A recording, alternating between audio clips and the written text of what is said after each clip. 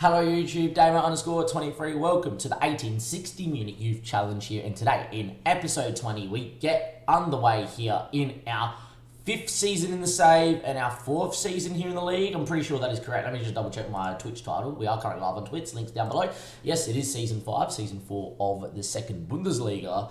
And we have a couple changes coming in and around the club. We have gone to a new system that we've built. We spent building that on stream. If you are interested in watching that being built, the 19th of December for the live VOD on Twitch. If you go and watch that one, go to the end after we get knocked out in the playoff final to go into the Bundesliga. You'll see that the system has changed since then. We built a new system. We have also had players come in, players go out, and we are here on the 1st of July, so we get to see all that sort of business, and there's other business to go. In terms of the system, there it is there. We've gone positive in what was going to be a 4-2-3-1. It's now a 4-3-3 system, so I apologise for calling it that. It's going to call it a 4-3-3 false 9. There we go, save that. There we go, so we know exactly what it is. And as you can see, we've gone slightly a bit more weird. We've got a lot of player roles in, a lot of people to sit more narrower, roam from position, Yeppy to get bombing on. And we signed a false 9, which I'll show you in a second, that really comes deep. What I'm trying to do is create a system where we are very free-flowing whilst being defensively solid and doing all right. I do have a tactic tester website, thanks to Dim. Dim's put that in here, and you get scores out of 20. Our lowest score is penetration on the left-hand side, apparently at 9.5, because we got the deeper line playmaker on support. As you can see, it's telling us that we're not too solid on the right because we got a centre mid on attack and a deeper defensive midfield on support. But a good tactic site to use, 100% recommend for your tactics if you're ever stuck. We put it in there, and I'm happy with that, of how that will play. We're not looking to look for the overlaps. We do have people bombing on as wing-backs, full-backs, because full-backs seem to sit deeper in out of possession than wing-backs. I'm trying to find a system where we do not concede but still score goals. And I'm hoping a false 9 with inside forwards bombing in, JS playing his preferred role, Anderson his preferred role, with Yeppy Hansen bombing on with that physicality. Badden's back on loan, which is fantastic. So is Yeppy, which is great. Batten, though, Liverpool only wants him on loan if he plays deeper line playmaker on support, which makes this a lot more harder, because I ideally wanted to be a box-to-box and then Batten as a centre mid on attack. But a deeper line playmaker with a centre mid on attack is what it is. By the way, Batten worth, as you can see, they're 66 to 78 million. We got 50% whatever he sells on for. So after this season, we might just see Batten leave, stay at Liverpool, grow, and then get sold for about 100 million would be great. Yeppy obviously back on loan as well, worth about 30 odd million at Bayern, which is nice. But two guys that are absolutely fantastic. Patrick's still here as well, and this season is our first season that we can play Frinson, who's been sitting in the 19s. Thank Christ, because he's going to be absolutely amazing, and we have to talk about left back when we get to it. In terms of us, we need to go through that list there. I'm just going to click through all this stuff here. Apparently they're chasing the poll and all those sort of stuff. Meliandres has a bid now from Biro 4. We'll have a look at that. And we've got lots of little bids coming in as well. And ideally, I just want to go through this and just see what's going on here. But more importantly, we have done deals for 6 players. Now, Isaac Mohammed is a guy that I did sign on a free. He was 18. He doesn't become homegrown. I've literally signed him to put him into the 19, see if he develops and we sell him for profit. Don't worry about that. I realised it was a mistake. As soon as we signed him, he won't play. Peter Klein, though, is definitely one I signed on purpose because he has a little bit of Bundesliga potential, and 85 to 850k at 18. We either had to sign him now or not sign him at all. I love how well-rounded he is, natural passer. More importantly, though, German, which is great. Only 100k is what he cost me. Does rise if he plays 50 games for me, all that sort of jargon, to 400k. If he does get to 400k worth of transfer fees, he's grown into a baller and a player we can use. Bundesliga potential. Watch out for him, Peter Klein. He's going to play in the 19s to start with, and there we are. We then got guys that do feature in the first team. We know Garcia's upset. He wants to leave because we didn't get promoted last season. That's partly down to his fault not being defensively solid enough, and our fault for not finishing chances. So I've just got a contingency plan. Andrew at Manchester United had amazing potential, but United didn't want to put him on a new deal. He wanted to be an important player there. He said no. He was then happy to come to me as a squad player, which was great. This guy's not far off being a Welsh international, played under 21 under 21 games at 18. Clearly a very good regen that I believe came out at Manchester United, who do have nutty youth facilities, let's be honest. Look, physically for me, he's going to be a god. Good determination, very well-rounded. If we got that marking, positioning, and decisions up, would be a very good central defender on defend, which would be great. But I also see that 8 pass and 8 vision and 9 first touch. There is a definite ability with natural progression and working on passing once he becomes a bit more marking, positioning, and decision aware, to make him into a semi-ball playing defender. I think him and Burden could be quite the little partnership, the Welsh international eventually as well. Andrew. I love the name. Andrew. 2 first names. I love it. He looks fantastic. To the coup of the window, definitely the coup of the window, Naoko Wako from Japan, 18 years of age, 1 cap. My scouts gave him and said, hey, this guy played for Japan at 18 years of age. Do you want him? And I was like, you know what? I do. All up front, 800k. Probably a little bit expensive, but we have the transfer money to spend, so why not? This guy, deep line playing on support to back up Batten, fantastic. The system works, we don't need to change anything. Batten leaves next season, this guy gets his game time at 19. Only wants to be a regular starter. See this guy come off the bench a lot. Start games when Batten's unfit. Yet when Yeppy's unfit, we'll probably throw him in there as well. Just expect to see Naoko Wako just play a lot of football off the bench this season, and then next year, don't worry, lads. He's going to be in and around. Can play centre mid on attack. I look at him and go, man, this kid is Japanese, international, well-rounded, and he's going to increase shirt sales because he's Japanese. I like that a lot. Expect to see him play. Then I'm going to go to Joseph Maris because I'm going to say Graham Bolger for the end of it. Maris we signed on a free. We have 6.6 mil to 7.4 mil. Have a look at him. He's 17, is an inverted wingback, which we don't play with, but if we ever go back to the inverted wingback system that we did play with the 4-1-3-2, we've got one, which is great. Secondly, though, more importantly, this kid can just play any role. Like, we could train him to play centre mid as a box-to-box. We could play him as a ball-winning midfielder, as a centre defensive mid if we wanted to. Right back on attack, don't need him because we've got a right back coming in eventually. I believe he's coming in a couple of years' time is Martin Aguirre. This kid, by the way, came number 4 on the next gen list. Saw him last episode. Comes in when he's 18. Have a look at him.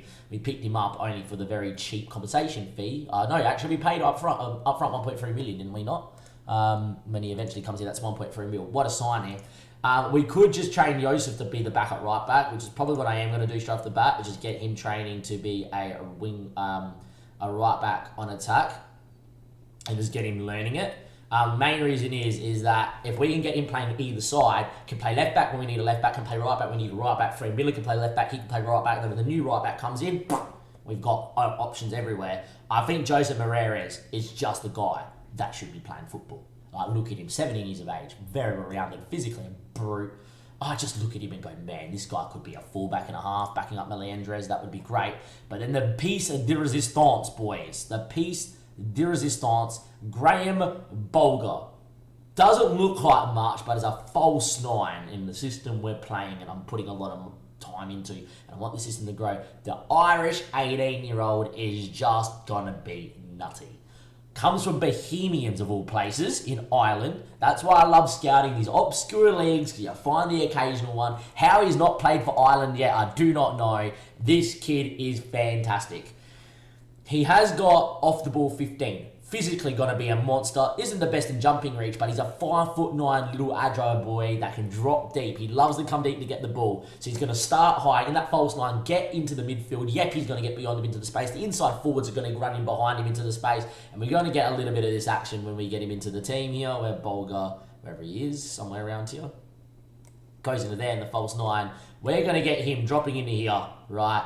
Yeppy, we've seen it with Battens, a centre mid on attack, loves the bomb on and get into that role. We've got him on further forward in that role as well, so using that physicality to get further forward, even though rather it be Batten. But more importantly, boys, he's going to drop in, and Anderson and JS are either going to come into that space because the centre-backs are going to follow him, and we're going to get guys running in between centre-back and full-back where the space is, or we are going to keep them wide. People are going to go in, Yeppy's going to get beyond, and he's just going to create havoc. I think Graham Bolger could be unreal.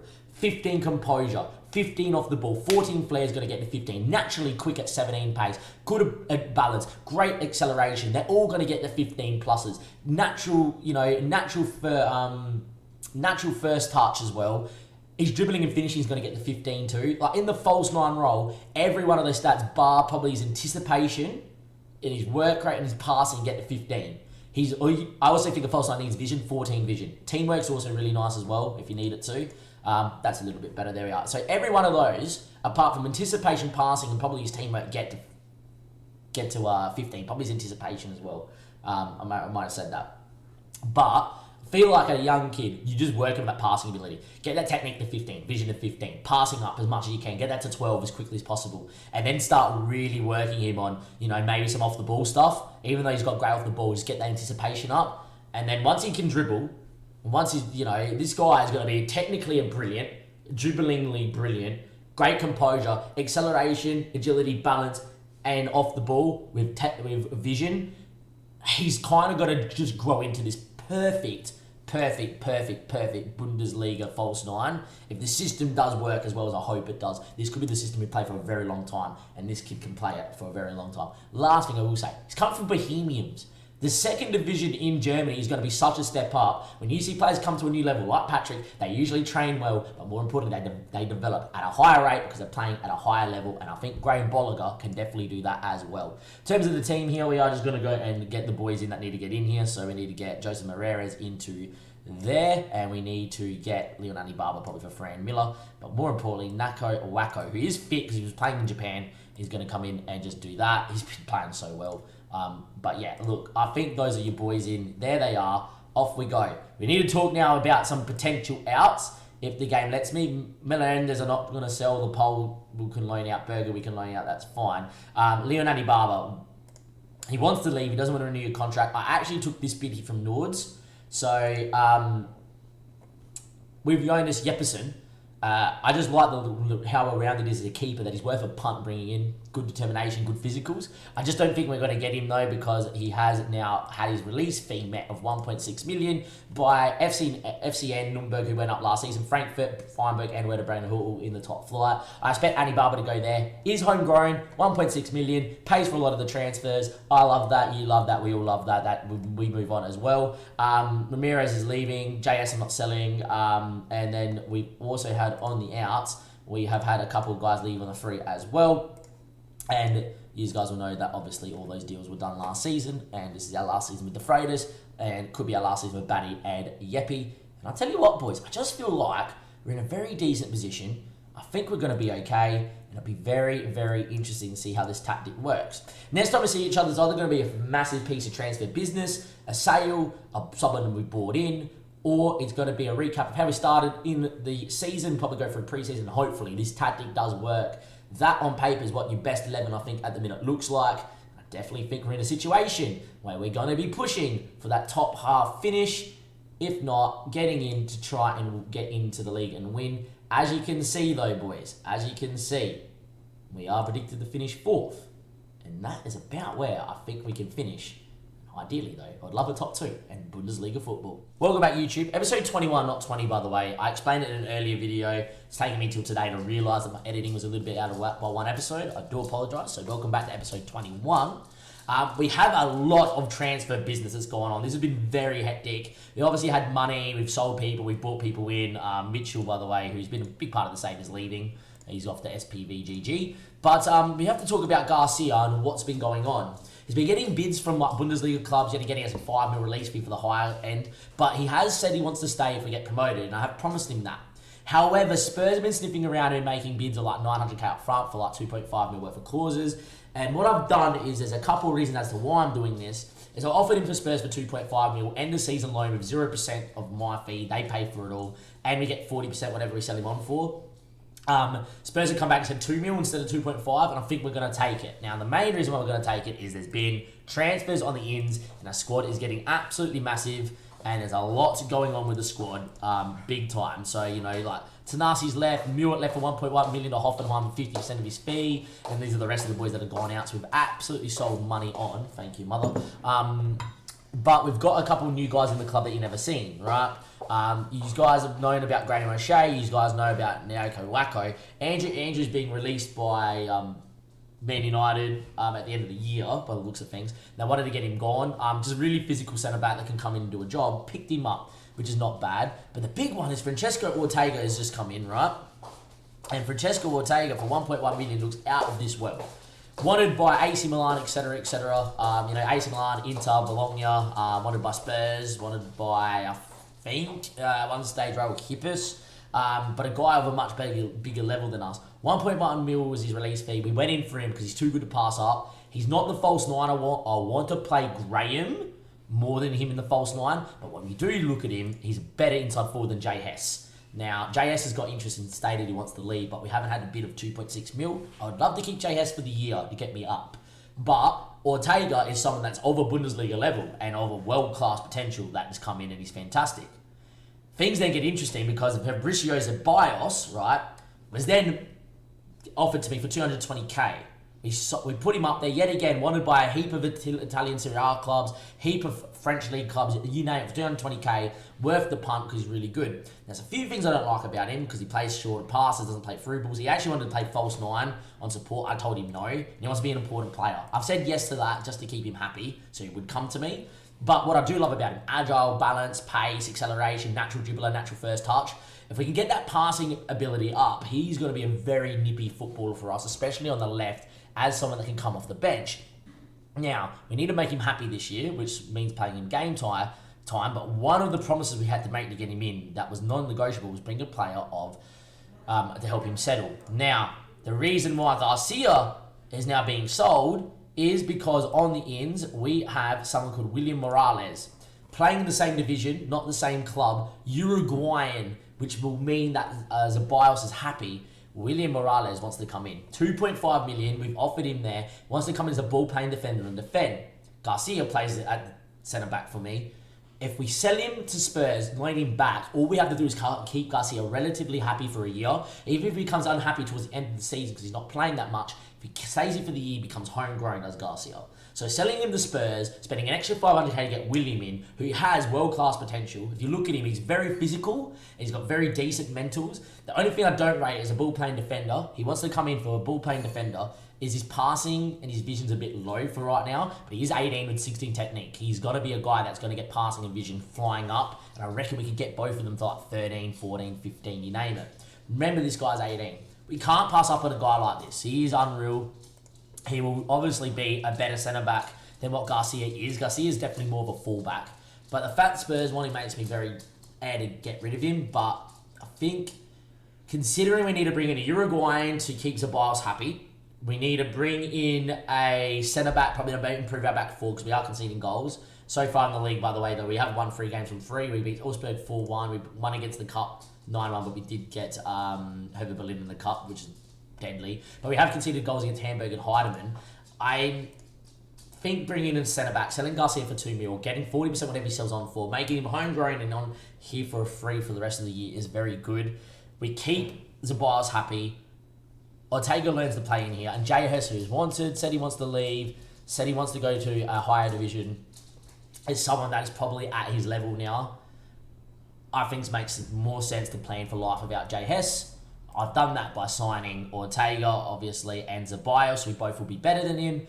And it just means, though, because we signed Zeballos, because he wants a player from Uruguay to come in, we're now signing a centre-back to replace Garcia, sell Garcia to Spurs, and obviously take all the deals that go about it. So hopefully you've stayed with me for all that. I'm not going to negotiate. I'm just going to accept. It's 2 mil straight into the coffers, and it is obviously a percentage of profit as well. And look, it just makes a lot of sense, this. And hopefully, we do get the centre-back in. We're in a much better spot, and we just need to keep going in this sort of vein. JS, as you can see, wants to leave. Now, he's been promised that he wants to go. I don't want to sell, but he's only wanted by one club. I'm not going to offer JS out, but yeah, this is the sort of thing we have to watch for. Next part of this episode, in episode 21, is going to be me just recapping the end of the window, who we bought in, who we didn't. We still got 6 mil in the balance, doesn't factor in, so we're going to have like 5.5 mil and like 100k to like 60k worth of wage available. There could be another signing or two, but I really feel like that we're in a spot where we don't need to make a signing here. We're in a not bad spot, and hopefully we can just continue on, same vein of form, and just become a very good side here in the league. Welcome back, boys and girls, ladies and gentlemen. Christian Garcia has officially gone to Spurs for 2 million. Can he go and accept that one? We've also officially have William Morales in, and first game we kept a clean sheet with him, which is great. Also, apparently about to be called up for the Uruguayan squad. Sorry, not Argentinian squad. We do, however, have to make a decision about our captain shortly. Stefan has kind of said, hey, there's been a lot of centre-back signing. I think my spot's under threat. Like, it's not, but you've got to become a squad player. He wasn't happy with it. Said, sure. If you look at him, Stefan's he's been great for us, been a good servant, great little leader. But now that he's homegrown at 20, I think we can get better. He hasn't got the biggest bid in the world from this Turkish side, but it is 350k. We get 40% whatever the profit is. So instead of like where I get it for whatever they sell on for, it's just profit. He's homegrown for me, so if he ever develops a bit more, great. He probably needs more first team football to develop anyway. So I've taken that, but what it does mean is we need a new captain. So I'm not going to put a captain in right now. But there is a question to say, well, William Morales, I know he's just signed, is a star player, is going to be playing week in, week out for me, and is someone that has got 15 leadership that maybe we put in there. We do have, obviously, Patrick, who is vice captain, who's got 11 leadership, but 16 teamwork, which is pretty good as well. And the most well-rounded one is probably Ricardo Meliendres, who is the backup, captain, so to say, third person stand-in. I think they're your options. Let me know where you would go. The chat's kind of saying give it to Patrick and make Meliendres vice captain, or Meliendres captain, Patrick vice captain. I personally think, well, this kid is going to play every minute. He's going to play international football for Uruguay, by the sounds of things from what the press clippings are, that I would just punt. I know his first year in, it would be a very big shock to a lot of people, that first year, bang, give him captaincy. But this is a guy that I could make captain at 18, and if he sticks around, he could be captain here for as long as he wants. As long as he stays happy, I think Morales could become captain. We'll wait and we'll see. I don't know. We'll be back still with the end of all this sort of run-in and obviously with the games as well. But food for thought. Captain leaving. Who's your next captain? Let me know in the comment section down below. Welcome back, YouTube. This is going to be the conclusion of episode 21. We are, of course, going to recap how we've started this season and mention the transfers that have now all been said and done. We are 7 games into the season, and as you can see from these 7 games, a 1-0 draw. The rest we have won. We have conceded a few goals, however, though. But apart from that, the system is looking absolutely fantastic. Just a very, very good start. More importantly, though, we have beat SPVGG, who were top and we were second with a game in hand, and we beat them at home, and we'll 4-0 up in that game as well. We did mention these couple games to start with, and obviously the absolute drubbing of another amateur side in the cup, and we obviously mentioned that the fact of conceding late goals that reared its head, especially against SPVGG, but we'll get to that one in a second. We beat Wolfsburg 4-0, was 1-0 at one stage. We showed our dominance in this game here though, looking fantastic. The system's looking unbelievable. Anderson scoring 4. He's having an unreal time in the league. It's always nice to see. We then drew 0-0 in Morales' first game. He officially joined the club, did Morales. Didn't get called up for Uruguay. There was talk, so I was asked if he should be. I said yes. They haven't done it yet. But the man from Fortuna Dusseldorf came in for Fortuna Dusseldorf. We drew 0-0, first clean sheet this season. We then played AUE, and we were 1-0 down to their only shot on target at the stage in the 30th minute. We then went on, absolutely dominated them, and the system's just showing that when you're the better team, you do get your chances. We eventually found a way through. Graham O'Shea is in some form. For those that are wondering who that is Graham Bolger. AJ renamed him to a more Irish name using the regen renames. Normally don't do that for players that don't gen at my club, but we thought that considering we all love a little bit of Graham, one of my regular watchers, Potato Love Eye, is from Ireland. His last name's O'Shea. We're all just like, you know what, it makes so much sense to get Graham O'Shea in as his name. This guy's killing it as a false 9 at the minute. A little bit unhappy because we signed Ortega, but we have convinced him that, he's not playing in his position, and there's no way I'm dropping a guy that after 6 games in the league has missed 1 due to being injured. He's got 8 goals from a false 9 position with 2 assists, and he just brings in a lot of people. It's what he does without the ball that makes him so special, and then obviously what he does with the ball is he puts the ball in the back of the net.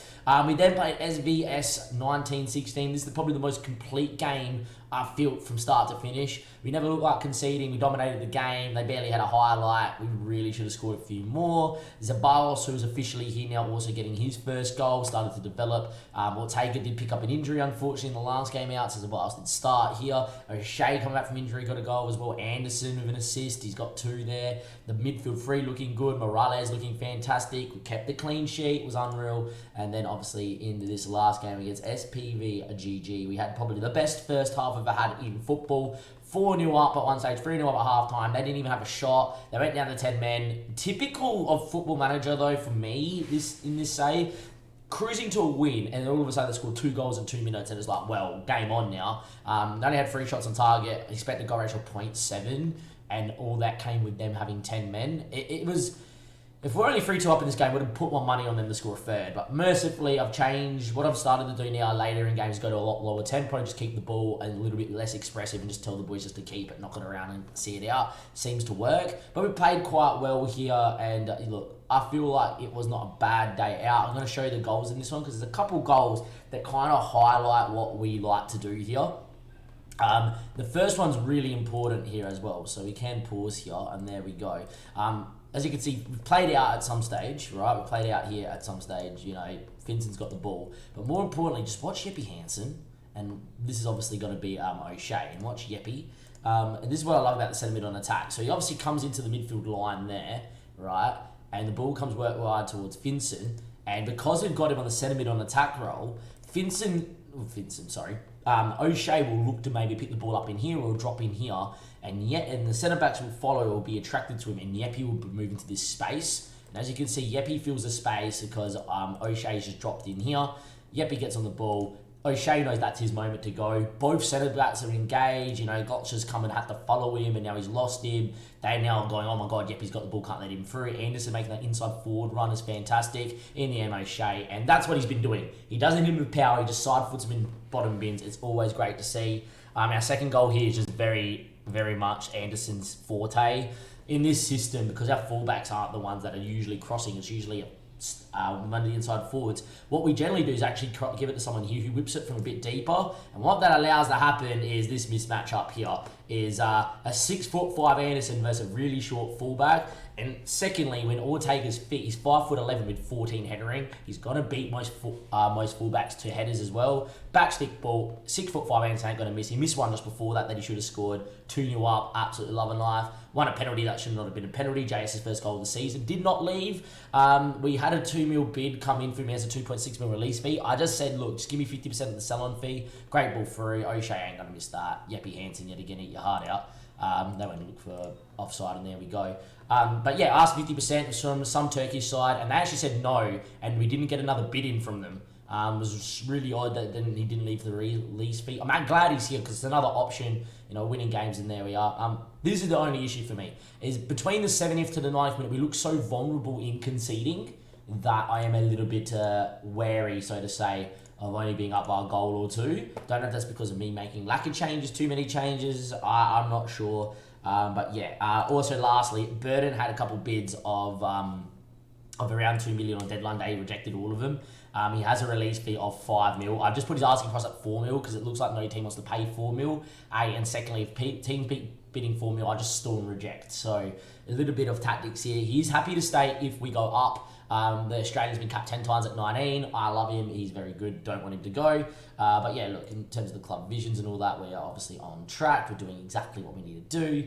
And look, I just don't see a way so far that we're not in and around one of these best teams. If you look at here, we got Burton and Garcia, who's not even playing for us, is one of the best players in the league. There's always chops and changes. They've been telling me Burton's my best. They've been telling me Morales should be belonging there. Vincent. And this team's been changing a lot too. We just look good. That's all I need to say is we look good. It's fantastic. If we go more and more transfer analytical look, you know, we've paid 6.25 million. Morales my most expensive. Ortega 1.1. Andrew, by the way, 1.3 mil for the backup centre back is starting to develop. Look how good he could be. Naoko Wako went away with Japan. He's starting to develop. Been really happy as well. O'Shea obviously been. Probably for me, O'Shea's the signing of the window because he's 525k from a Irish club, which is really cheap, and look how good he is. Sabias for 215 is probably the bargain of the window. And don't sleep on Peter Clean, as I knock my coffee spoon out my hands. Don't sleep on Peter Clean. I think Peter Clean could be a buy that is could be magical. He's very all-rounded, decently physical. He's actually a centre mid, not a person here. He's a centre mid on attack. I actually feel like he could play false 9 if ever needed as well. We brought him in from Leipzig because he's got potential. Expect to see me make him homegrown and give him the occasional game. And once he becomes homegrown, definitely going to try and loan him out for a couple of times as well. And obviously on the outs, we've obviously had Gus Ely for 2. Annie Barber eventually left on deadline day. St. Pauli made a 1.8 mil bid in the same division. Didn't want to sell the same division, but he's gone. We also get 40% of the profit whatever he sells on for. Ella Federidis, one I didn't want to sell, but only had a year left in his deal, was upset he didn't get enough game time last season, wanted to get 50% whatever he sold on for. Every club rejected it, but they all offered me 1.3 mil in the end, had so many. So unfortunately, he's homegrown even at 18. He played 3 years here, so very happy with that Ella Federidis in the future can come in. Same with Murat, 1.1 mil plus 50% to Hoffenheim. Chen as well left on deadline day. Now, Chen leaving on deadline day was more because we have Ortega, we have Zacharias, we have Jay Hess, we have Sane when he's back. We did loan Sane out. We'll give you a quick look at him as well. What else do we have here? Ortega, JS, Sane, Graham plays in the middle role as well. Clean, there's 5 guys for 2 spots that he could play in, so he's never going to play. He's never going to become homegrown, but we did sell him with potential clause of a mil plus 50% whatever he sold on for. Stefan officially left in terms of what we did captaincy wise. Patrick captain, Morales vice captain. Morales wasn't part of the core group, obviously, because he just joined. Once he becomes part of the core group, definitely a factor to make him then captain over Patrick. Maybe not an option we'll do take though, because Patrick's quite a good player and going to be here for a very long time. And there's your other sales and all that as well. In terms of loans, Nilsson went on loan. Casper, who's been growing a lot, is a backup keeper that gendered our club a couple of years ago with 5-star potential. Just watch out for him. He's been growing a lot, but lucky last, Joel Sane.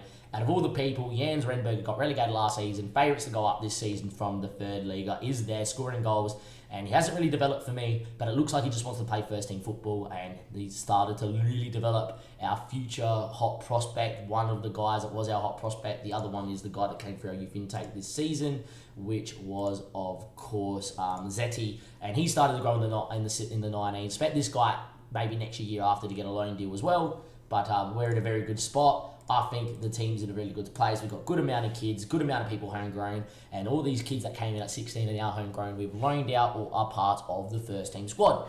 Next time when we come back, we're going to recap probably a run of fixtures all the way up to the end of season break. I like to keep them a bit shorter, especially when we've been in the league for a few years as well. We got Hertha Berlin in the second round of the Cup. Maybe we can do one better than what we did in the semi-final last year and knock out Hertha Berlin. Have history in the early rounds knocking out Bundesliga clubs. Hertha Berlin though, just that little bit more special. The fact that we needed a 94th minute Max Aaron's worldie for them to beat us in the SS semi-final last year.